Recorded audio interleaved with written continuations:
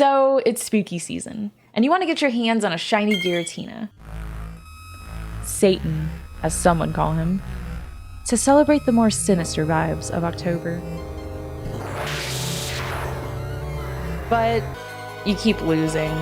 I get it. I was too. So I figured out how to beat him. Let's go over the best strat for your squad to take down the most violent member of Sinnoh's creation trio. I like to call him Tina.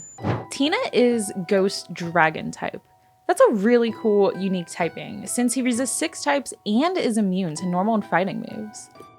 Dark, Fairy, Ice, Ghost, and Dragon are super effective to him. 2 of the types that are super effective to him are also going to be weak to him, so there's the tricky part. You also want to avoid Psychic types since they'll be weak to his Ghost moves. His ability is Pressure, meaning each move uses 2 PP instead of 1.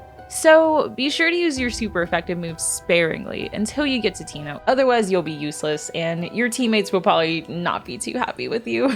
Tina is an immensely bulky Pokemon. He's got even physical and special base stats and a ton of health.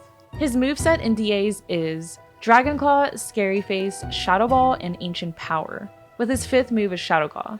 He'll get the 5th move at half health, so a good mix of special and physical attacks, and super effective moves to Ghost Dragon and Ice types. Yeah, so that means Ice types may not be the best choice either for him. When choosing your picks, you want to be on the lookout for Dark and Fairy types.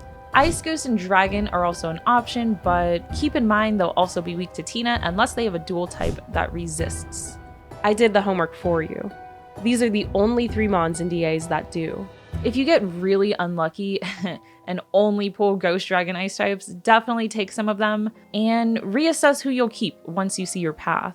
There's a lot of RNG to this, but worst comes to worst, choose mons that will be super effective against counters to Tina.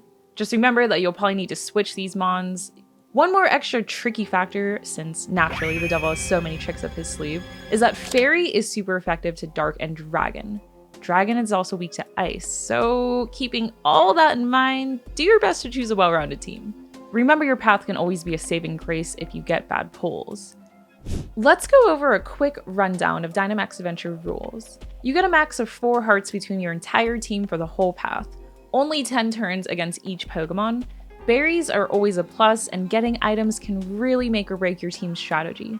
Sometimes a scientist swap can turn out really, but very rarely lucky. Be careful with this. I could go on and on about this, but we'll save that for a separate video.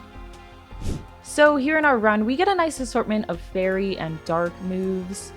Could be a little bit tricky if we go up against some more Fairy types with Crook, but shouldn't be too bad. We have a nice well-rounded team here, so I think we'll be okay. Assuming your squad gets to the Legendary with a decent amount of hearts left, turn 1, you're going to want to preferably Dynamax the mon that will do the most damage if possible. This can be very situational, and sometimes the strongest hitter isn't the best choice if that mon also has healing or stat reducing moves. So be sure to strategize the choice of who will Dynamax with your squad beforehand, since this decision will make or break your run. Seriously guys, please don't be that guy that just Dynamaxes turn 1 without talking to anybody. Please talk to your teammates about this, communicate. So here we decide to Dynamax the Clefable. It has Dazzling Gleam, a super effective fairy move to Tina, and we also have Glalie with Fake Tears to reduce his special defense by 2 stages. So this is our strat, this is what we ended up going with. It worked out pretty well, as you can see here. Tina has equal special and physical defense stats, so you really could go either way with this, either using a Screech strat or Fake Tears, Metal Sound, really any of these things would work. Be sure to use any stat reducing moves right away and stack them to really hit harder. A burn will reduce his physical attack by half, so things like this can really come in handy, especially if you don't have anything like Screech or Metal Sound to reduce his defense. Tina's 5th move, Shadow Claw, will trigger at half health, and he'll also attack twice every turn, so be careful here. If you didn't know, there are 3 different timing patterns for all the Dynamax Adventure Legendary's 5th move. Tina's is, the move is used every turn, right after the foe's first move. So keep this in mind. If you've got a Ghost type, probably say RIP to it. Again, I guess.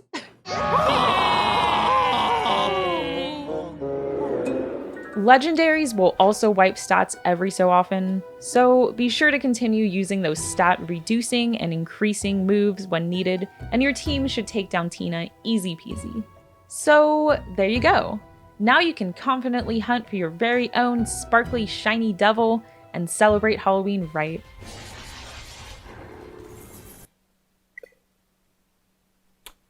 Yeah. Moral of the story, don't use Shadow Falls with Shiny Giratina, or else you will be sent to the distortion world. Like this guy. Not sure why he's smiling about it though. Good luck hunting, and thank you so much for watching. If you enjoyed the content, please like and subscribe. It helps the channel so heckin' much. I'm gonna go hunt for my own shiny devil. I still don't have him either. I'll catch y'all later.